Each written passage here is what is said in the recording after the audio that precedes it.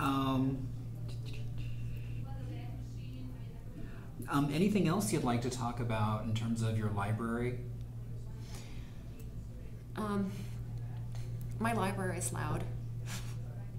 And that's one of the things that, we have a small library and it's always loud. And I always like to warn people about that because we have people who are gaming and talking in our library, and it's a little space. And one of the things that I always find really funny is I've had other librarians come to our library, and what they'll hear in the background, we'll be having a discussion, is they'll be hearing like the little pinging of someone playing a video game somewhere in our library, and that's normal and that's part of our culture.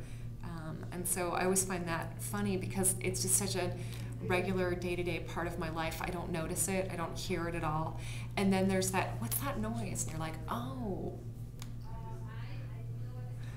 those are some students playing game. And there's always that, oh, it's not an event. No, it's just part of what happens every day. So I find that to be a lot of fun because it's a different culture. For a long time I was doing work with gaming in libraries, and then I realized that it's not work that needs to, I think that gaming in libraries has a lot of really great champions, and so that's just, and it's such a part, just a normal day-to-day part of life. I just don't think it's like exciting or important to talk about anymore. It's just part of the collection. So, and that's a big change for me, because if you'd talked to me 2 years ago, our entire conversation would have been about digital media and gaming. Or there would be some focus on that, and So you've talked a little bit about reference. Yeah. How do you handle reference? Reference is totally different. The reference that we get tends to be complicated and difficult and fun reference. I have rarely gotten a reference question that I could answer on the fly.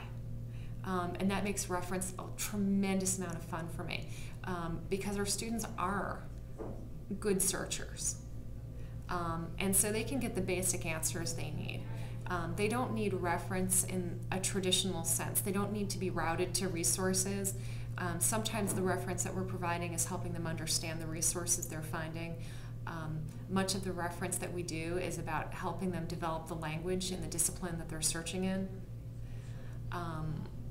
so that they can search more effectively. But traditional reference, I haven't done that since I was at Rutgers. And that was a long time ago. Seriously, no, it's just traditional reference is not something that we're doing. It's much more complicated. And discussions I've had with other people who do reference, they've been saying pretty much the same thing, that reference questions continually get harder and harder and harder, because these aren't quick things that you can kind of get a point of understanding from just a basic web source. They're complex. And so the kind of reference questions that take a lot of time include questions that begin with statements like, I read an article a few years ago about. That's what my reference looks like.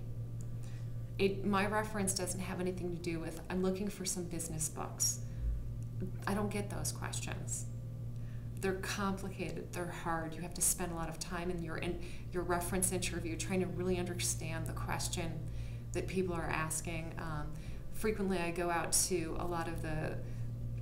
frequently when I'm stumped, and I get stumped quite frequently with these complicated reference sources, I'll go out to some user group of librarians who love stumpers, who will devour it, a stumper, who will themselves spend 45 minutes trying to find a clue that will help us start answering the reference question.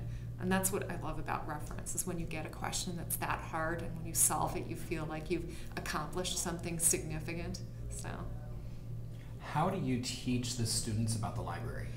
That's a good question. We actually I helped develop 2 courses, a graduate level course called Research Methods and Technology, and an undergraduate course, and both of those courses are required for all of our students.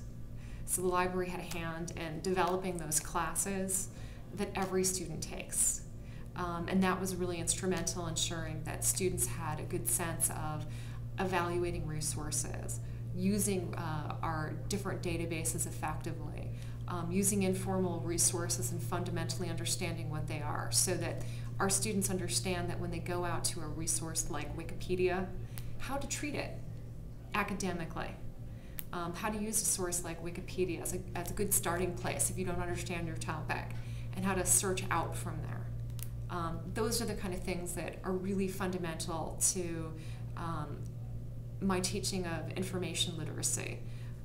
We also, teach students how to do searching using subject matter experts as opposed to sources, because I think that that's where technology and other disciplines, there's a slight deviation. Our students are much better off finding someone who does work in their discipline, just excellently, than they are finding a resource in that discipline that will give them access to several experts. And it's simply the nature of technology. It gets so specific at some point. You're better off talking to the person who originated the code or finding that group of people than you are trying to find a resource that talks about those people.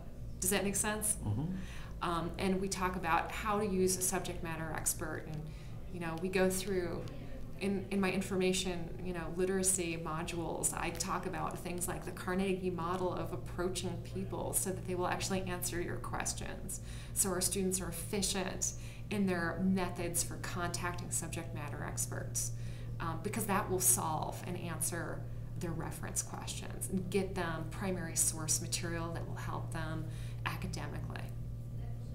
So, Really cool. is that cool? You think that's fun? Yeah.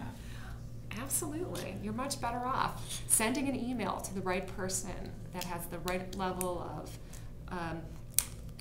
knowledge of what they do, that's polite, that's flattering. You will get answers. It's amazing. I had a graduate student I was working with. He was looking at his research topic was in artificial life development. And when he was looking at artificial life, he was doing research on how he could create software that would simulate life in such a manner that he would help science understand how viruses populate. It's a very specific area of software development. And he kept running across this one author, very prevalent in that field, because there was really only one. And I sat down with him and I said, have you written your letter of introduction so that you can find a way to at least contact this person? Maybe they've got other resources that you can use. Find their website, mine them of information, because it's the most appropriate way in technology. It's you find the right person. It's like opening up a treasure trove of information and the appropriate sources that will give you good information. So there's nothing hack going on there. And he did. And what was fantastic was that, within 3 days, he had started an email chain with the person who was in his bibliography. That's the difference with technology. You can do that. We're in a totally different world when it comes to research. And I always think about how much easier my graduate work would have been if I had just talked to the researchers myself. So,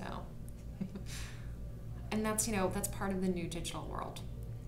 We are much closer, and those opportunities are available. So. Okay, well, thank you very much. You're welcome. This has been great.